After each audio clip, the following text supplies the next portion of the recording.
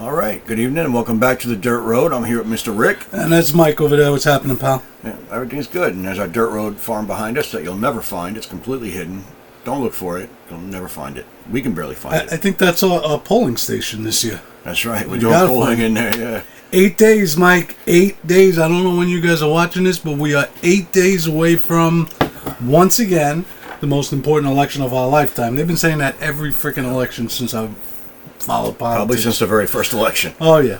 But, it is still very important, though. Obviously, listen, the policy yeah. matters. It matters how it affects your life, trust me. You should all know by now, actually. Look, bottom line, I got to tell you, Mike, Bill Maher said, and he was right, in a way. Because, how especially Democrats make it like if Donald Trump wins, the world's coming to an end. Yeah. And he said on his show, it wasn't the other night, I think it was last weekend, he said something to the effect of, I'll paraphrase, he says, everybody's always asking me, what are you going to do if Donald Trump wins? What are you going to do if Donald Trump wins? He says, if Donald Trump wins, I'm going to come do my show the next week and make jokes about it. Life will go on, one way or the other. But it is a big difference between these two. It's not like the old days where you could sometimes say, there's not that much of a difference between parties. And maybe one or two policies that would actually be slightly different, nothing crazy. And, presidents are so much more powerful now. And every the election, executive privilege now is beyond anything it ever was. It's just so crazy, Mike. So it's kind of weird, but every election, as the president, chief executive gains more and more power in this country, totally unconstitutional in my opinion, but who the hell am I? No, it is. There's no balance anymore. There's no checks and balance anymore. Yeah. But it does make the election much more consequential, right? Because of course. Presidents come in and they, everything is, what are you going to do day one? At least after FDR, they used to say, first 100 days. Now it's day one. What are you going to do day one? Day one, I'm going to do this. Day one, I'm going to do that. Yeah. Even Trump said he's going to be a dictator day one, right? That's right. He's going to be a dictator. He's going to, people are heading to camps, that's all the stuff, It's Halloween. You could run as a spooky dictator Trump. Fucking people are out of their goddamn minds. Anyway, I was told not to curse too much on YouTube, but who gives a crap? It's our show. We can curse if you want to curse. 100%. Listen, especially when we got 13 people watching. This isn't the show for you. Besides that, we got 13 people watching. Maybe if we ever get a few thousand, I'll be careful. But for even now, then, no. If you're worried about the cursing, then this show isn't for you. We're talking about real things and real terms and real conversation. So. Absolutely. But Mike, I got to admit, and I tell your nephews this often, I'm a highly educated guy. I mean, I'm a well-read guy. I think I'm a very smart guy. And I sound like such an idiot when I talk. when you curse like that and I guess it's just growing up in New York.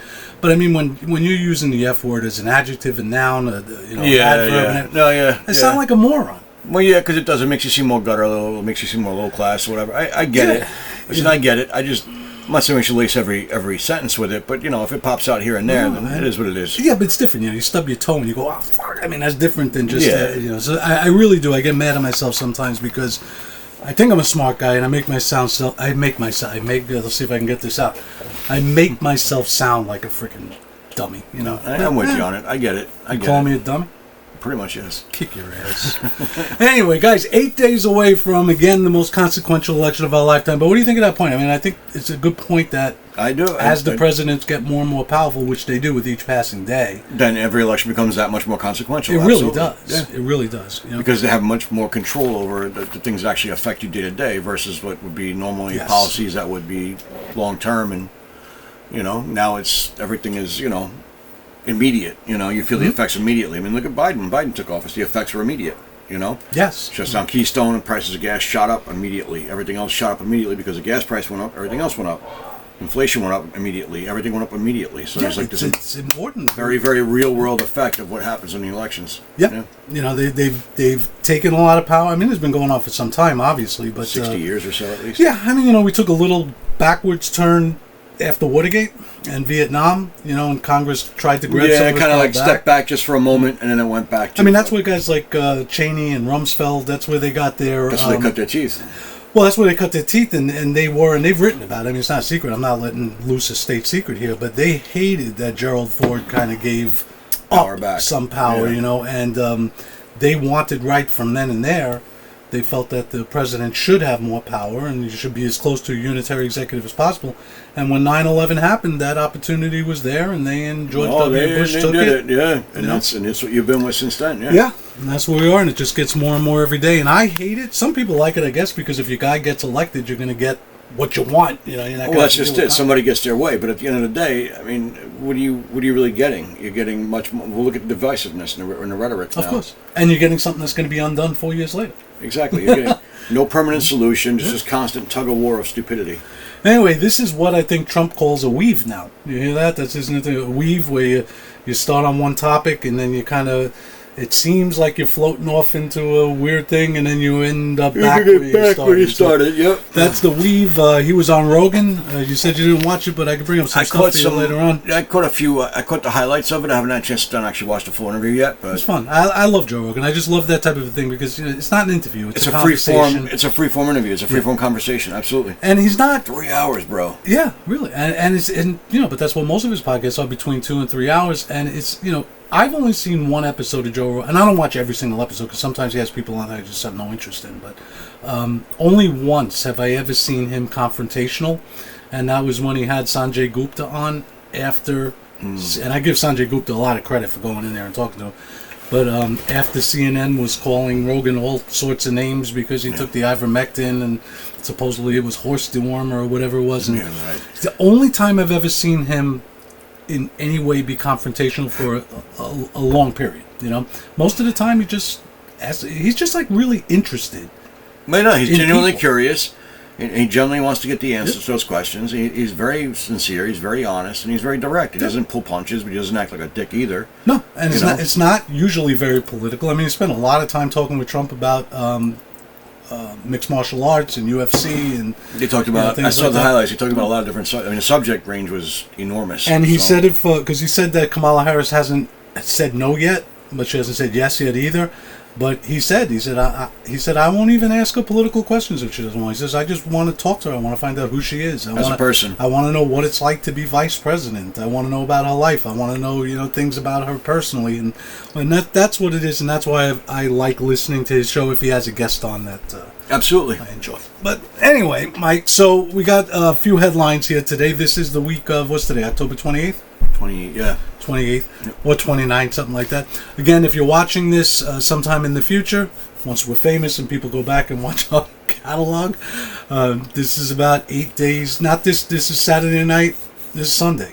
I did it Sunday again. night. Yeah, Sunday night. Sunday night. All right. Again, that's why I went to church today, guys. All right. Anyway, let's get into headlines here because apparently I'm a little messed up in the head tonight. All right, Mike, so you ready? This is where we just we throw headlines at each other. This is my turn to throw some at Mike, things that have been happening in the news the last couple of days. Mike doesn't know. He may not even know about it, but so we just get a raw sort of reaction, and then I'll fill in the blanks if I have to. Here we go. So, am I keeping you awake? No, sorry. Drink your fucking coffee, will you? I have been. For the first time since, I think they said in about 40 years, the Washington Post announced that they are not going to make an endorsement in the presidential race. The Washington Post has become a very... I used to subscribe to the Washington Post, but they've really become something very, very different, in the last few years. They became very far left-leaning and very liberal-leaning. Yeah, but too much... Far left. I mean, I read the Times every day. It doesn't bother me, but the Washington Post just got too much. Anyway, apparently this is Jeff Bezos's unilateral decision. The editorial board did not agree at all. There was a lot of pushback. Yeah, some of them resigned, I heard. Yeah. That was the LA Times. We'll get to that in a little while. But anyway, so your thought on two things here. So number one, I wrote down, what do you think of that in general, right? And here are the two things. Do you believe that newspaper editorials are important in any way now? Not historically, but now. And this is what some people were saying. Do you think these lack of endorsements, like the Teamsters Union, the Washington Post, the LA Times, some people seem to be viewing that as almost like a tacit endorsement of Donald Trump, because they would be ordinarily endorsing the liberal or the Democratic candidate, and by not endorsing, there are people out there saying that that's kind of like a backdoor sort of endorsement of Trump. So, I can see it. What do you think about that? The Washington Post, it is whatever it is still one of the preeminent papers in America. Sure. They're not going to endorse. Big deal? No deal? What? I think it's a big deal in some sense. I mean, I definitely think it's a step in the right direction that media starts to, or newspapers and media of that type, these news organizations start to kind of pull themselves out from that super, super tight fascist relationship they have with government over the last 20 years. So I think it's a step in the right direction for papers to do that. As far as editorials, I think they matter. I think they're important. I think they help people. Editorial endorsements. Endorsements of a candidate is what I'm talking about. No, endorsements of candidates I think should be out of the paper. Like newspapers, media, whatever in general, they should just stay away from all that endorsing or anything else. Just report the facts that are there. And if it's an editorial, it's different. Obviously, editorials. It is an editorial. Right, editorials different. I have to give credit where it's due. Editorials are different. Obviously, that's the opinion piece by somebody that's in that position to say, listen, I'm around this stuff all day. I see the policy, people, whatever, and this is what I think. That's a different animal, so I understand the endorsements there. But I absolutely get where Bezos is. And do I think it's a tacit endorsement of Trump? I think it's in a sense, yes. I think it would be a tacit endorsement of Trump. I think it's more so just them saying that, look, we're not necessarily behind Trump, but we're really not behind Kamala. I think it's more a strike against Kamala and her campaign than it is more so anything for Trump. I mean, they obviously know it helps Trump in some way because a lot of people are watching that are probably thinking to themselves, well, if they're not going to endorse her, what's going on here? What am I not seeing? What's behind the scenes I'm not seeing? So I think you have that we talked about that small group of undecideds that are kind of in the middle, that are centrists.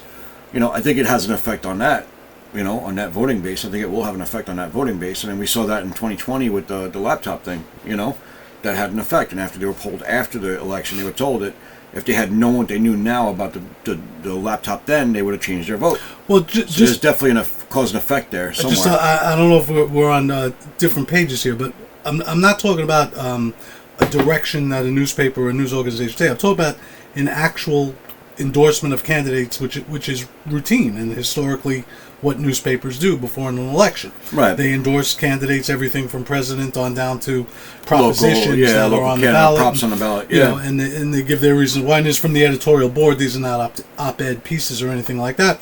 Washington Post has not, I don't think, endorsed a Republican candidate in decades. Neither has the New York Times.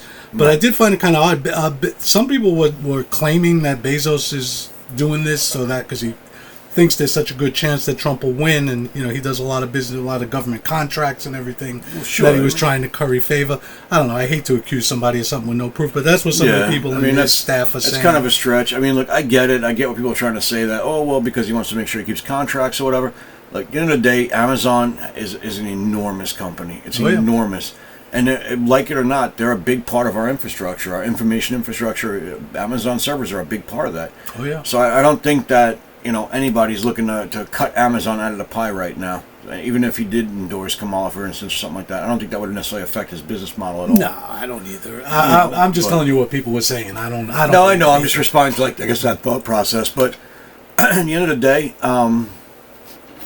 I understand it. I understand why he would pull the endorsement aspect of things, and I don't think it's necessarily a tacit endorsement of Trump so much as it is maybe. What about the Teamsters? Do you think that by them not endorsing Kamala Harris when they routinely, I think the last time they endorsed a Republican was Reagan. Yeah. A lot of people are looking at that as maybe almost like a tacit endorsement. Trump seems to be looking at it like that. He brings it up a lot. Well, I mean, the Teamsters polled their membership, and they had something like over 70%.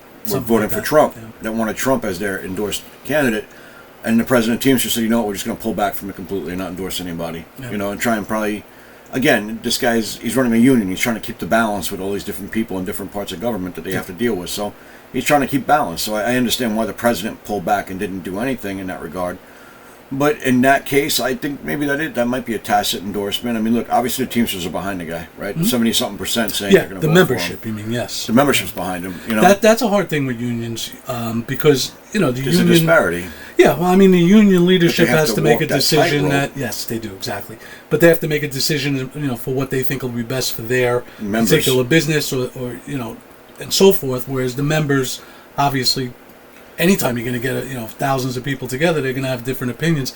I mean, listen, no matter which way my union went, I always caught shit. When we endorsed George Pataki, a Republican, for governor, we had liberal members up our ass yelling at us. While you're doing that. Yeah, I mean that's what's going to happen. Yeah. So anyway, it's different because you have different levels. I don't think people understand how endorsements really work. Like with the campaign we had. I mean, endorsements are good. They help. It's something that you can point to and say, listen, we've got this organization that believes in our cause and what we're trying to do here. You know, and if it's a municipal organization or municipal union, like a teachers union or something like that, I think it matters in the sense that it shows that like the person that they're endorsing is the person they feel can best represent the interests of that municipal organization or that industry. So Sure. whether it's education or like, you know, the Teamsters, whatever it is, Mm-hmm. you know, so it's not so much about the politics of it, and even whether it's conservative, liberal, whatever. It's more about they're saying, okay, who do we think can better maintain things for us to be able to keep what we need for our membership going Sure, forward. they're looking at it's a one issue. You know, Yeah, for it's- whether any civic organization, Yeah, so it's union, not, anything you like know, that, it's going to be their it's one not issue. the feeling of the membership that they're not so much endorsing as it is just what they think is going to be best for the union. In fact, I was overall. surprised. You're right. I mean, I had to bring that up. I'm sorry, I didn't mean to interrupt, but No. I was surprised to read that the Teamster did poll their membership. I never heard of that before. Some do that. I know some have done it in the past, but I don't. Yeah, like, I never heard of PBAs that. have done it and stuff. I know that They did? NYPD never did it. As far as I remember, NYPD didn't do it when I was on the job, but I've heard it's been done in the past before. But I don't think it's definitely not the norm. Definitely not the norm. It's not. But you know, look, there's two different types of endorsements, right? I mean, there's the Taylor Swift endorsement, whatever. But Pop culture. when you have an organization, a civic organization, a union, a business organ, a chamber of commerce, what Yep. the reason you want their endorsement is not because anybody cares that, you know, the Teamsters Union endorsed so-and-so. You get the door knockers. You get the people You doing get the phone boots on the banks. ground. Yeah, know, you get boots on the ground. Right. That's where the endorsement comes They in. come with volunteer force that you need. So by the Teamsters not endorsing Kamala Harris, she's not going to have the benefit of their funds and their army of people that could do phone banks and knock Well, on yeah, doors. there's a tremendous and- amount of work that needs to get done that Sure. she's not going to get. Sure. Sure. Now the LA Times, this is just as a little corollary, they also about 3 days ago said that they're not going to make an endorsement either. Right. But the owner had a really interesting idea. He wanted the editorial board, instead of endorsing a candidate, to give a quote. This is quotes now. Factual analysis of positive and negative policies by each candidate during their time in the White House and how they affected the nation. So he wanted they wanted the editorial board to do a plus and minus of Harris And one of Trump. and one of Trump. Apparently that was shot down by the board, so he just said, "Fuck it, no endorsement." See, I don't know why the board. I know why the board shot that down. Probably because it didn't really fit what they wanted. But, No, yeah, exactly. You know, but I think that's a brilliant idea, though. I think that's actually very smart. Yeah, and I think it would be very, it would be edifying. It's I mean, extremely, it's extremely informative, right? It gives you a very clear go-to to say, okay, here's what you're faced with. You know, do you want this or do you want this? But you know, obviously, the editorial board want it their way and not you know. But that's the problem with a lot of things right now is people just want their way. Yeah. You know, they just want their way, and nobody's willing to step back and actually admit when they're wrong, or admit when they're misinformed, or admit that maybe their side is not exactly correct or even remotely moral. You know, like nobody wants to admit these things, and that's No. the problem. And it sucks, Mike, when you hear and read what's going on in newsrooms over the last probably decade or so. It's Yeah. sad. It's sad. Before I give you the next headline, which is on the same topic, endorsements, Okay. I'm going to read you a quote by a great philosopher, I guess, sort of a person. Let me know if you know who said this. Okay. All right? If I had one wish, I'd ask for an ass big enough for the whole world to kiss. I know I've heard this before, and I can't remember who said it, but I know I've heard this before. Oh, I don't remember who said it, but I know I've heard Eminem. this. Eminem. If I had $1 million, it's one of my favorite lines in any of his Yeah, songs. okay, that's if right, I that's had right. I one knew- wish, I'd ask I for couldn't an ass remember what. big enough Yeah, for the no, whole I world to know, I kiss. know the line because I know that line. I just couldn't remember who said it. Well- so you know what? He's spot on with that. I Oh, absolutely get it. Oh. Absolutely get it. So I think he would be telling you this once I get your reaction to this. So I that's have why no I want doubt. to bring it. I So have no doubt. Eminem the other day came out at a rally in Detroit and gave, it wasn't exactly a rah-rah endorsement of her, but he said he was basically introducing Obama at the rally, and he's just said something like, actually I wrote it down and I lost it, but it was kind of innocuous, but he endorsed Kamala Harris. So I saw a clip of him giving. Yeah, Well, it was he about a endorsed minute her. speech. Yeah, it was like it wasn't long. no, he was It really, wasn't any kind of like real big, hoorah motivated. yeah, he said, I love Detroit, we got to have our voices heard and go out and vote, and Yeah, I mean, he gave the what I would consider to be like the standard, like, okay, I have to do this. I'm obligatory. That's the word I'm looking for. Obligatory. well, he volunteered to be there. I mean, so that's the point. But He I did think it's endorse more Kamala. about. I think for him, it's more about like that party affiliation and being in that camp than it is about actually being excited about her. You know. So, what do you think? Eminem endorses Kamala. I don't Important? I don't think it moves the needle with people like that. Like just like Taylor Swift. I mean, look, Trump has Hulk Hogan at his rally in Madison Square Garden right now, and I love the Hulkster. Don't get me wrong, but I don't think you're really moving the needle with the Hulkster. No, and it's a cool, nice thing to see, and for Gen X, it's definitely something we love. But you know, it's just not. I just don't think you're moving the needle. I don't think so either, and I think it's because of we're Gen X. Is that what we're called? Yeah, we're Gen X, brother. Right. So that's why I agree with you. I don't think Taylor Swift, I think, might make a difference here and there because her fans are 20, 19, 18. They're still persuadable. Yeah, people young like girls us, or whatever, yeah. You know, I mean, listen, I'm a huge Bruce Springsteen fan. I've seen him in concert about 11, 12 times. I'd be a liberal if it made a difference to me who the hell a singer endorses. You know, I mean, Bruce is a liberal just following, right? Yeah. But I do think younger people might be persuadable. So Candace Owens, you know, we talked about this once before. Her feud she decided to have with Eminem, which was not the smartest thing to do. But she had said that Eminem, she didn't say about this, but in general about his left-leaning endorsements or whatever, that know. To his fan base. I don't know. I think she's a fool. What do you think on that? I think she's wrong on that. Absolutely. I don't. Who's his fan base? His fan base is us. It's exactly, middle-aged white guys. It's Gen X, but you know, at the end of the day, though, it's I mean, now it's growing. Obviously, right? He's picking up a lot of new, especially his last album. Put out a new album. Yeah. That album was fire. Some of his best stuff he ever put out. So he picked up a whole new generation of fan base. But again, and I still don't think it moves the needle. But I think Candace Owens, I don't know why she's picking fights with Eminem. Like, I don't know. Listen, she called him a closeted gay man. I mean, what is wrong with her? Well, she's very outspoken, and I think with her, I think at this point, I think with having the whole beef with Ben Shapiro, she's there. She's got her own brand thing going now, so she's trying to brand herself. What do you think of that, by the way? Since we are on the dirt road and we go anyway, you brought that up. What do you think of that whole Ben Shapiro, Candace Owens thing? Well, I understood where she was coming from, and I think Ben Shapiro was wrong for fucking firing her for it. Honestly, if I'm being honest, I think kicking her off of his channel, whatever his stuff, because she disagreed with him on something was I just think it was wrong. I think you set yourself up for an echo chamber that really doesn't help anybody or help you even learn or grow or do anything. So I think it was wrong to do that. I understood his point and I understood her point. Obviously, at the end of the day, I'm a supporter of Israel, but at the same time, I don't think that any criticism should be ignored or thrown out because, you know, it doesn't agree with what you personally feel. So I think he was wrong in that. In that fight between him and her, I think he was wrong. You know, I understood what she was trying to say. I understood where she was coming from. I understood her point on things. I may not agree with her, but I respected it. I understood it. And I think he kind of knee-jerked, you know, and turned it into something it didn't have to be. Yeah, I agree. And I think Ben Shapiro, who I do enjoy listening to sometimes, yeah, you know, his famous phrase is, facts don't care about your feelings. Right. With this Israel thing, and I fully get it. I know he's a very religious man. It means a lot to him. Of course. His religion, his faith, and I know he has a deep connection to Israel. I'm not trying to put him down, don't get me wrong. But I think he has let his feelings get in the way of facts sometimes when it comes. He's not 100%. open to anything other than Israel should flatten everybody around them. And yeah. I think he's gone a little too far. But just devil's advocate on what you said there. So Ben Shapiro's company, the Daily Wire, they're not a newspaper. They're not a network. It's his. It's his brand. It's his brand. It's his brand. It's his company. I don't know how much influence he has now. I don't know if he's on the board of directors or anything. I really don't know. But it's still his baby, right? If he tells one of his employees, "I don't want you going there," I guess it's his prerogative. I mean, it's his prerogative. I just think for the business model, you know, when you have a brand like that, a business model like that, like you don't want to alienate. Even if, let's say, she carried maybe, you know, 1/10 of his customer base, that's still 1/10 of your customer base gone.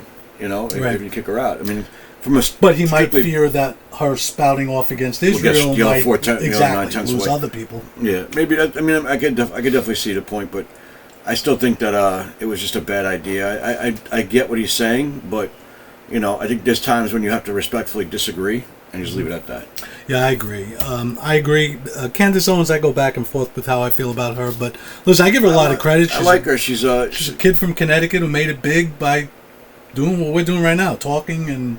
She's very bright. She's very motivated. She's a very honest, very moral person. I have a great deal of respect for her. I really do. Yeah, like I do. And like I said, she made a dollar on talking and quite a few dollars. Whatever. But I'll just tell you this: you get into a feud with Eminem, I'm on Team M. That's it. That's all there is to it. So Candace, You picked the that wrong guy. I think that was more of a clickbait kind of thing. Like, I have to rebrand myself, so now I've got to, if I pick a pitching match with Eminem, that's going to get me a lot of that started, a lot of attention. Right? You know how that whole thing started? No, was it over? So Vivek Ramaswamy, when he was still in the primaries, he was rapping to Lose Yourself. That's right. Okay, and yes. Eminem sent him a cease and desist. Right. Okay, and So she jumped in. She decided she's going to be his bodyguard. He's not a big enough boy to take care of himself. And started calling Eminem a closeted gay man and overrated and washed up, and accused Eminem of clickbaiting her. Which is hysterical because that guy could put out a song where he says 2 words and he's going to get 75 billion people watching it. Oh, without doubt, yeah. Put his freaking laundry list out and it'll be fine. That's just in fun. But while we're on that, I guess that segues right into the next one. So since we last sat here on the dirt road, Mike, Israel has finally done their quote-unquote retaliation against Iran. Now, that's the headline, but what I want your thoughts on is this, because Trump and Biden both have something to do with this. So Biden apparently had told Israel, and we have the right to tell them because they're using our weapons and our money. So I know people say Biden should keep out.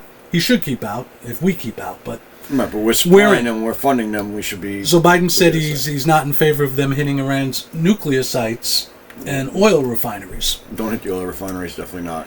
And Trump disagreed. Now it could just be that Trump's disagreeing because Biden said it, and it's just going to disagree during a campaign. Entirely possible. Sure. What Trump would do if he was actually president at the moment, we have no way of knowing. Trump says no, this should be allowed. They should be allowed to hit the nuclear sites so that they can't create a nuclear bomb. Sites, I agree with. Yeah, I do. I agree. The nuclear site. Let me be honest with you. Yeah, that's why we're here. If I'm advising Israel, I'm telling them hit the nuclear sites first. Hit the friggin' nuclear sites. You take away any opportunity that this rogue nation has to create a nuclear weapon. And I'm not talking hitting the nuclear power plants or their infrastructure or anything like that. No. I'm talking straight up just their nuclear weapons processing. I don't even know if they have nuclear power plants. I don't know. I don't believe they do. They had them, but it was really just to process uranium for weapons. But so if I'm advising them, I'm telling them, listen, hit the nuclear sites. Hit them fast, hit them hard, hit them as much as you can. Shut those nuclear sites down. The last thing you want is a regime that extreme having a nuclear weapon. It's bad enough we have other rogue countries out there that have nuclear weapons. India, Pakistan, North Korea. There's a lot of nuclear weapons proliferation in the world that really shouldn't be there because these things are obviously, these are world ending, Yeah. And the last thing you want to see is these things being dropped on these huge population bases and annihilating a couple million people in a day. Yeah, and but Mike, some of those, like I don't think Pakistan and countries like that have the delivery systems. They have the technology. They have limited delivery where they can deliver to each other. Pakistan can hit India, India can hit Pakistan. Right, but they don't have the ICBMs or anything. No, they can't. I don't know. I don't want to turn this into a whole thing about Israel. I didn't prepare. Should they hit it? Listen, I don't know. I mean, you can't bomb knowledge, first of all. So there's always going to be right. But you can set that back to a degree where they can't. Probably. It's going to take them a long time to get that material to refine it again. But I also think, and this is going to come up in the next headline maybe, and so forth. But this is just my opinion. Biden's horrible foreign policy has driven Iran closer to countries like China and Russia. Yep. Which can give them this nuclear technology at any time. In a blink of an eye. Yeah. So I don't know that it could be delayed, Mike. I'm not so sure that I believe we can stop Iran from getting it. Just like we couldn't stop North Korea. They have it. Right. So I don't know. If the bombing of those nuclear sites would guarantee that they're not going to have nuclear technology for the next 50, 60 years, maybe. If it's going to delay it 2, 3, 5 years, is it worth it? Because it gives you a 2, 3, 5 year window to work out some kind of thing where you can actually stop it completely. If we're going to, but we don't negotiate. But then well, it depends on again, we talked about earlier, the administration, right? Which president, which party, whatever, the administration. Which that's one of the unfortunate things, is like it shouldn't be based on just administrations that we get some kind of stability in the world. No, But I don't know. I go back and forth on that. The only issue I have, I guess the main issue I have, besides the one I just said, where I just don't know that that's going to solve the problem. It just might delay it. So I go back to this whole thing. I've said this before. When Biden decided that we were going to go all in with Ukraine, right? Yeah, there had to be a conversation in the Oval Office. There had to be.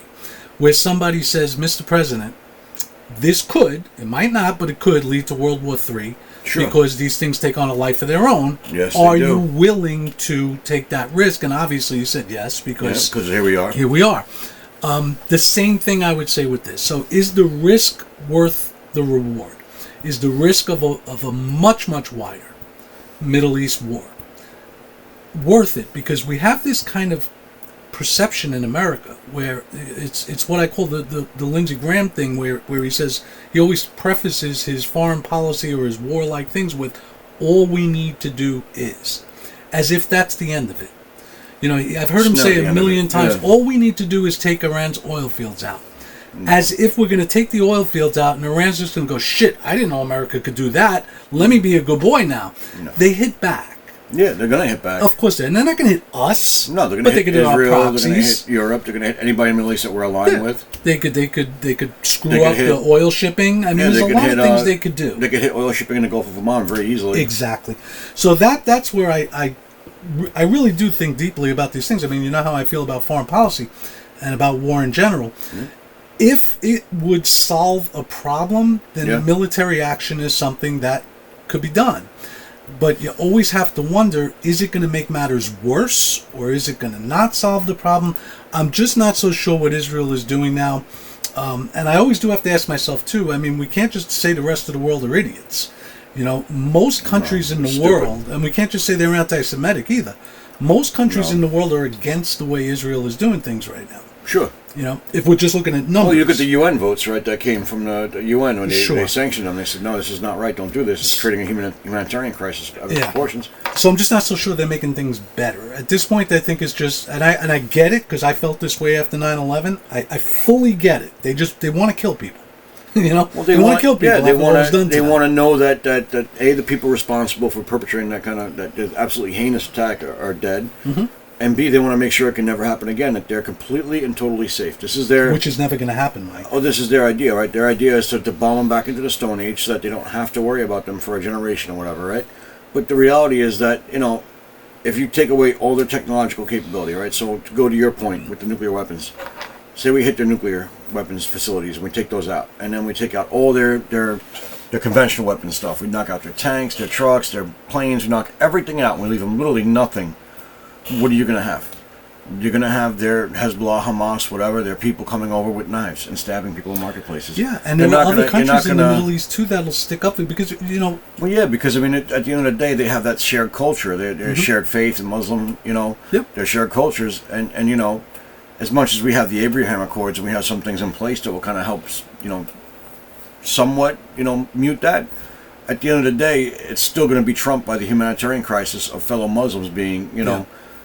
killed or impoverished or whatever the case might be. There's still going to be that other thing. So I don't necessarily agree with the full-blown, let's just wipe out the whole damn region tactic. I think that's just wrong. But I don't think you're stopping them right now. I think right now they're still very much... Who? Israel. No, apparently not. No, I think they're very much... Listen, I think they're very much committed to what they've decided. They've committed themselves to it, and that's it. And I don't think...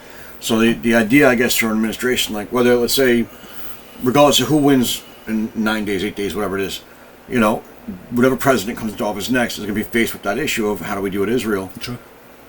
They're going to have to go into it knowing that Israel is going to pretty much do what they want to do, and you're going to have to find some way to kind of negotiate it and tone it down. Unless we pull back from this, what I consider to be nonsense, where we have a quote-unquote ironclad alliance with anybody. You know, I've said this a million times. I mean, you go back to the founding of this country, the idea of having any other country determine what we're involved in. When you're dragging us into fights that we don't need to be right, in. and when we have this so-called ironclad commitment to Israel, if Israel knew that, no, you don't have our support 100% of the time. You have our support if we think you're right, you know, but you're not going to just be able to do whatever you want to do and have us bail you out.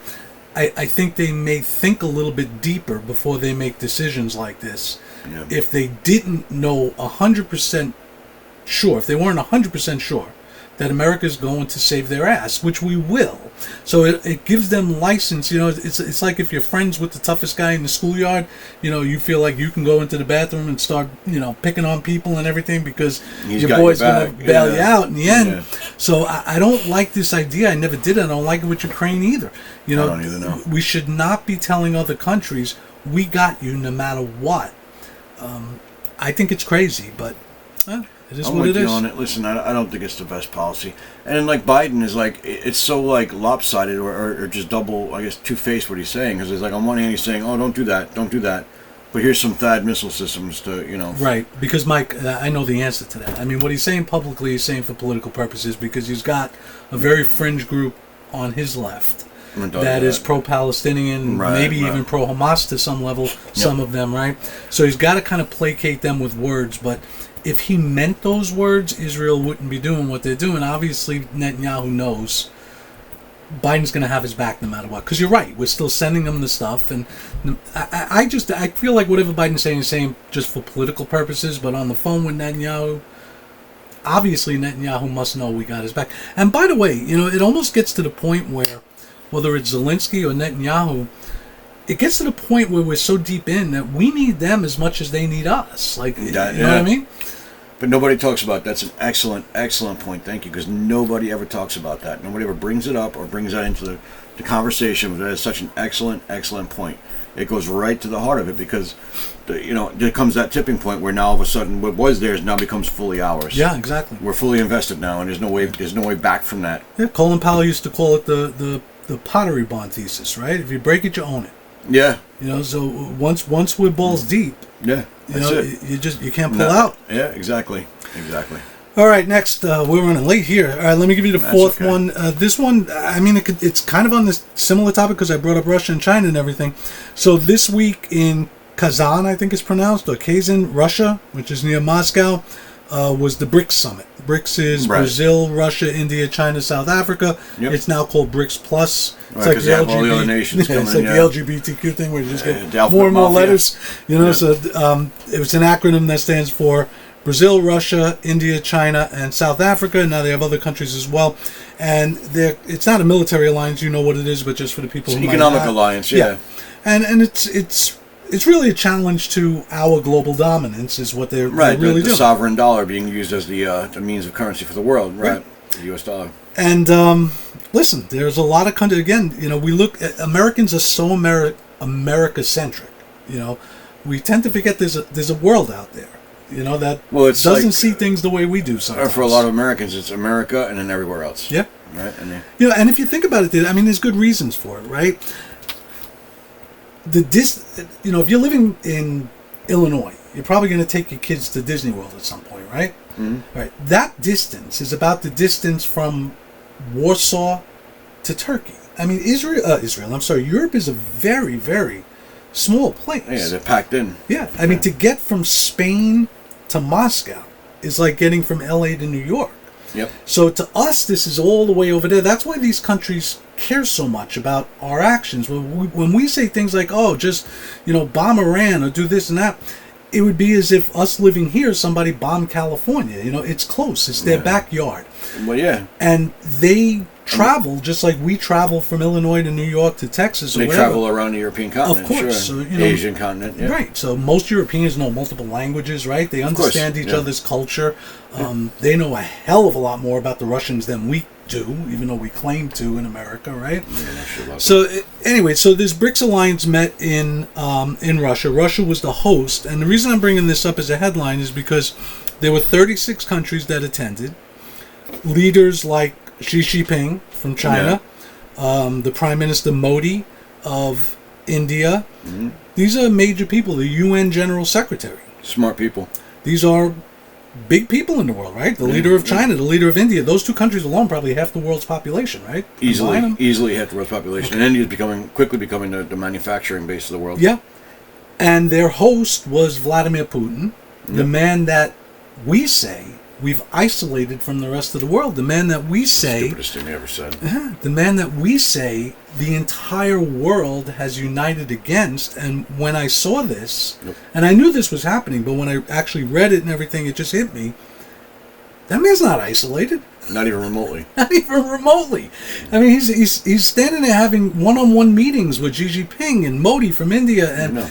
these people all around the world. So again, it brings me back to this whole America-centric thing where when we say the world, we mean us and the few countries in Europe that we allow to sit at the big boy table.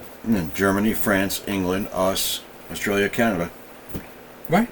But there's a whole other world out there. There is. There is. It absolutely is. Listen, the thought that we're the only big player on the block and that we get to determine all the rules and what happens where and when and how and whatever else is, it's a pipe dream, right? It's nonsense. It's fed to the regular people to try and keep them voting for a particular party. It's arrogance. Well, it is arrogance. It's arrogance. It's an arrogance for a purpose, right? It's an arrogance to use to try and keep whatever elites, so-called elites, I should say, in power that are in power now in the government. But we've had that for 60 plus years. We've had the same basic group, whether you call them right, left, whatever, it doesn't matter. The party didn't matter because they're basically all best friends behind closed doors. For 60 or so years, you had the same people with their same foreign policy going back and forth, trading sides on this, getting rich on all these wars and everything else. Meanwhile, the rest of the world has paid the price for this. Absolutely. A heavy, heavy price. So listen, what you just mentioned, I think I've mentioned this to you before. If you don't have it, I'll lend it to you. A great book by Andrew Bacevich called Washington Rules. And that's what the book is about, that no matter what you say when you're running for president, even if you mean it. And the best example is Obama. I mean, Obama ran on Trump's foreign policy, right? Talking to dictators. We're going to deal with the whole rest of the world. We're going to be bilateral, not, running things and everything. But as soon as he got into that White House and those rules took over, that's it. That's it. And that, to me, is where the hatred of Trump comes from, because at some point, it was a couple of years into it, because let's not forget, Trump fell for this too.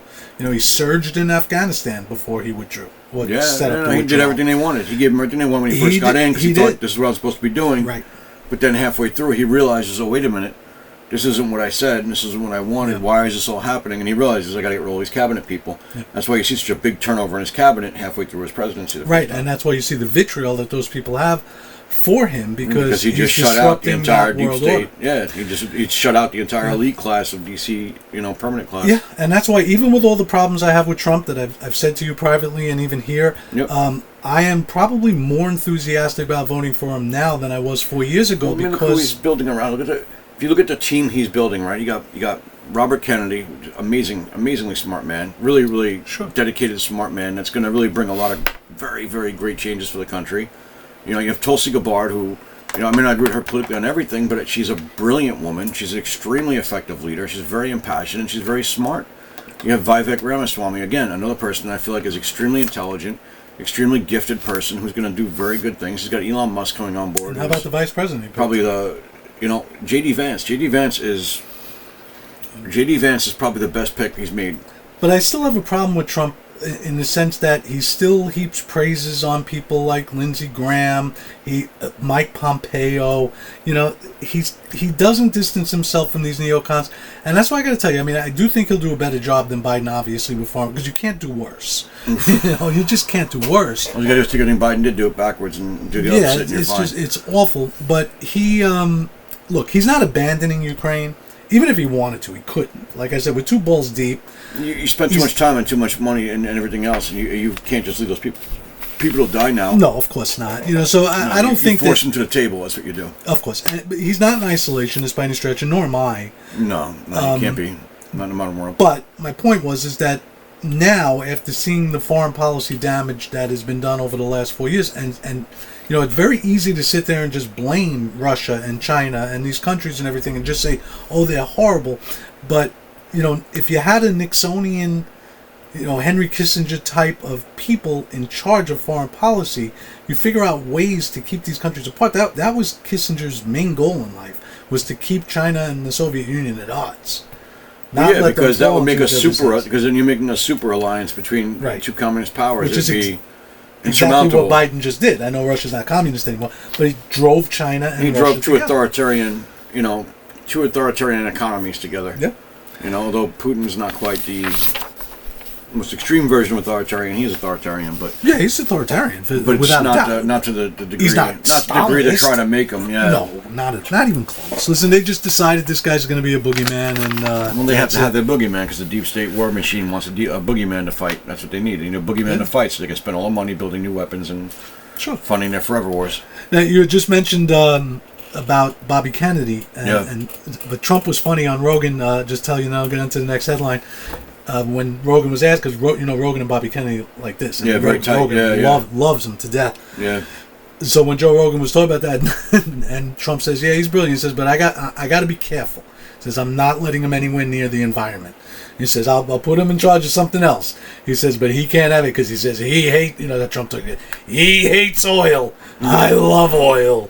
He says, I got to keep It's him true. in the environment. It's true. Listen, I get it, but yeah, Bobby Kennedy's a brilliant guy, though. He is, definitely, without a doubt. All right, last one, Mike, and this is going to lead into our next video. Our next video is going to be our first annual, well, I guess quadrennial, right, because it's every 4 years. So it's our first quadrennial election prediction. We are going to give a good analysis. I got tons of numbers. I spent a slow day at work on Saturday doing a lot of research. So we're going to talk about the election, make some predictions. This will kind of lead into it. Just your thoughts on this, Mike. I'm sure you know, and this is important now, Okay. Liz Cheney endorsed Kamala Harris. No. Yeah. But Kamala Harris has actually been touring the country kind of with Liz Cheney by her side. I heard that, yes. What are your thoughts on that? And she got a tremendous amount of blowback from it from her own party. As she should. Her own party is ripping her to shreds, which goes into, we were talking earlier off air, we were talking about polling earlier off air, how the polls kind of shifted a lot this week. There was a lot of chaos in those polls this week. And I think a lot of it had to do with that she's trying to embrace these, I guess what she would consider to be centrist or whatever people, to try and bolster herself. But her campaign, she imploded her campaign. She really did. She really made so many missteps so quickly that it just really imploded everything. Yeah, I agree. I mean, her campaign, and I've praised her campaign a million times on this. She had a really strong group of people behind her that tried to do the best they could with what they were given. I mean, they were given a friggin' mess to try and clean up and bring her to the finish line with. But they did a tremendous job of bolstering her numbers. I mean, the media was obviously favorable, whatever, but they used what they had at hand to actually bolster this candidate up and make her look very strong and give her very strong polling numbers. And the only problem they had was the candidate was awful and she does not know how to campaign. But let's be fair. I mean, the cross-party endorsements happened. Remember Joe Lieberman endorsing John McCain over Barack Obama? Sure. Basically made him persona non grata in the Democratic Party. Yeah, it always happens. It does. And Bobby Kennedy and Donald Trump. I mean, until 10 minutes ago, Bobby Kennedy was a liberal Democrat. Well, I mean, he's still a liberal Democrat, but he's one that's kind of found the point where he aligns with. The thing I find crazy about this, though, is Kamala Harris, grasping onto not just Liz Cheney, but her dad, too. And her dad, Dick Cheney, coming out and endorsing Kamala and praising, is that for anybody who's been awake more than the last 4 years, you got to remember, before some Americans decided that Putin and Trump are going to be co-heirs to the Hitler mantra, right? Before that, who was America's Hitler, Mike? It was Cheney. Oh, my God. Yeah. Dick Cheney was according to the left, and I don't disagree with them completely here, but, they may have taken it too far. But, my God, the Cheneys, they're torturers. They believe in torture. They bomb brown people, right? How many times do we hear that? They believe in holding people in jail without warrants and without hearings, and they're warmongers and this and that. Dick Cheney was, to the left, America's Hitler before Trump/Putin got to, get that award. And now they're roaming around with Hitler. The three, biggest neocons, that you can think of in that regard was McCain, right?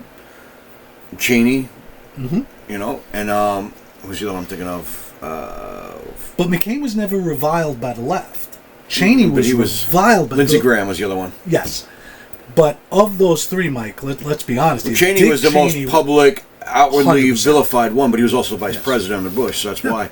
But he had, but these guys are if you're talking about a deep state or a bureaucrat state or whatever, that is the living embodiment of it. I agree. As politicians, that is that. So Kamala embracing Cheneys and campaigning with them is nothing more than the uniparty deep state telling you, here's our chosen candidate. Yes. This is not about party lines. They let the mask drop. They're showing you quite honestly who they are now. They're saying, listen, it doesn't matter about party, it just matters about who we want you to vote for, and this is who we want you to vote for. That's a great point, Mike, and I think that's such a good point. Why don't we end it with that? I mean, that was the last of the headlines. All right. No, that is I couldn't agree with you more. I couldn't say it better myself. I was kind of looking at it just more from the irony of this was their Hitler for such a long time, and now they're teaming up with him. But this is 100% like the onion. There's just so many layers to it that you can delve through and find it's amazing, amazing. But you're all right. Anyway, we're gonna go change our clothes so we could pretend like the next video is being done on a different day. We always fool them with that one, don't we? We do. And we will be back with our first ever election prediction. Looking forward to it, guys. We'll see you in a little bit. Like, comment, subscribe. Yes. Michael, always a pleasure, babe. You, brother. Thank you. All right. Guys, Have a good night, thank everybody. all of you. Thank you all for viewing. Thank you all for helping, subscribing, Comment. clicking. Comment. Throw some comments in there. Who's the bigger Hitler? Cheney? Putin? Trump? Who are the other Hitlers that they always had? Saddam Hussein was a Hitler for a while. Saddam Hussein was a Hitler for a while. Gaddafi was for a little while there. Yeah. Right. Everybody's a Hitler. Yeah. Everybody other than themselves that are actually doing Hitler-like, fascist-like actions. Yeah, right. Exactly. Tell us who you think the real Hitler is. Oh, my God. All right, guys. Have a good night. Good night, guys.